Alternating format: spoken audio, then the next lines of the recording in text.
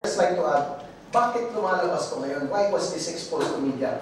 I'd just like you to know that our elections for Board of Governors is coming up in January.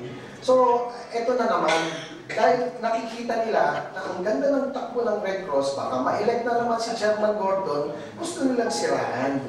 Gusto nilang siraan yung Red Cross. January po ang aming biennial convention at election na naman.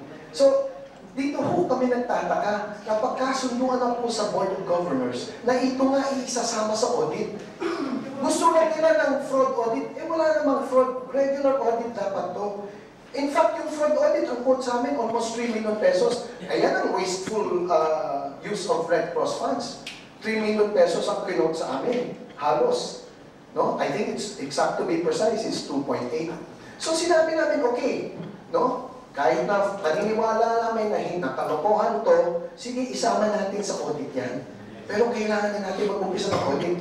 Ngunit paano naman kami makakapag-umpisa ng audit po kung walang financial statement na dapat ginawa ni Jeric as chief accountant? Because of his incompetence, this is what happened to us.